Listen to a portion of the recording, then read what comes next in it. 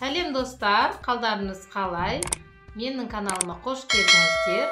Бүгін мен сіздерді 10 жылға жасартатын мықты маскамен бөлісетін боламын.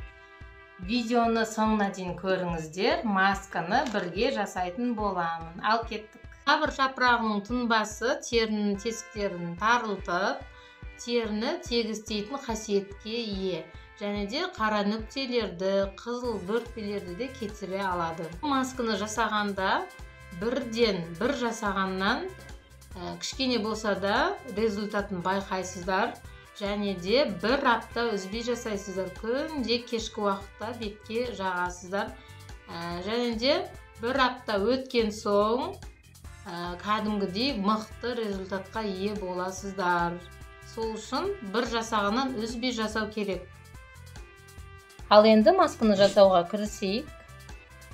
Бізге осындай үлкен лавр жапырағынан 4 данасы қажет. Және де 1 стакан су.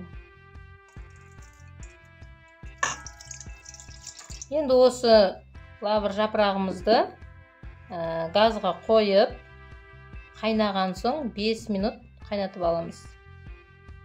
Міне тұнбамыз қайнап жатыр. Енді оның астын басып қоямыз. Міне біздің тұнбамыз дайын болды.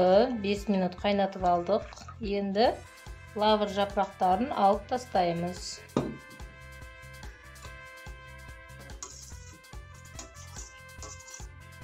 Енді оны бір ыдысқа құйып аламыз. Енді біз оған осындай зәйтүн майын қосатын боламыз. Менде осындай түрі. Зәйтүн майынан бір кішкентай қасық. Жақсылап араластырамыз. Зәйтүн майының да әжімге қарсы әсері өте мықты. Маскамыз дайын. Біз енді бұны бір ыдысқа құйып, мен мынандай ыдысқа құйдым. Міне біздің маскамыз. Мен бұл масканы осындай шиша ыдысқа құйып қойдым. Бұл масканы ұйықтар алдында бетке және мойынға жағасыздар. Және де кішкене кебіңкірегеннен кейін жуып тастайсыздар. Осыны 7 күн қайталайсыздар, 7 күн жағасыздар. Бұл масканы тоңазытқышта сақтайсыздар.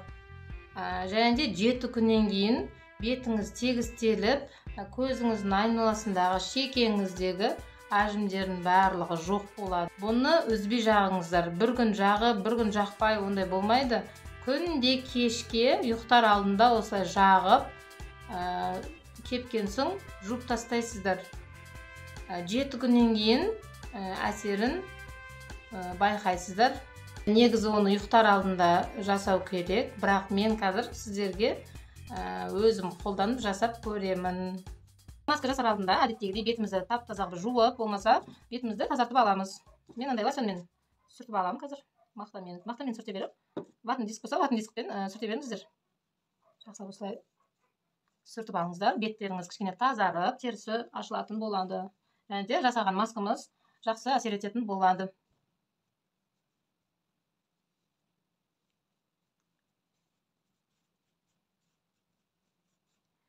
Міне сүртіп алдым. Және де қайттан құрғатып сүртіп аламын. Міне біздің бетіміз маска жағуға дайын. Енді жаңағы жасаған маскамызды бетімізге жағамыз. Жып-жылы маскамыз жаңадан жасалған соң, енді оны тоңазытқышқа қойған кезде салқын болады. Бірақ ол ештеңе етпейді. Өзінің ішіндегі несін сақтайтын болады, свойствосын сақтайтын болады. Міне бетіңізге шылқылдатып тұрып, осылай жағасыздар. Иісі де сондай тамаша лавр жапырағының. Мойынға осылай жақ қойыңыздар. Сәл кішкене кебіңкірегеннен кейін жуып тастайсыздар. Жақ қойдым. Енді кішкене кепкенін күтемін. Және кепкен соң маскамызды жуып тастадым. Бетім сонда жұмсақ, әдемі болып қалды. Бұл масканы құрғақ және майлы беттерге қолдана берсе болады, бірақ әсіресе құрғақ беттерге өте мықты әдемі маска. Бұдан кейін бұл маскадан кейін ешқандай да крем ештеңе жағудың қажеті жоқ. Бетіңіз сондай жұмсақ болып тұрады, ешқандай тырысып ондай болып қалмайды. Осы маска сіздерге жақсы әсер етеді деген ойдамын. Жасап көріңіздер, және де видеоның астына комментариймен бөлісе кетіңіздер. Менің каналыма тіркеліп, лайк басып, қоңыраша белгісін баса кетіңіздер. Сіздерге ары қарай мықты пайдалы рецепттермен бөлісетін боламын.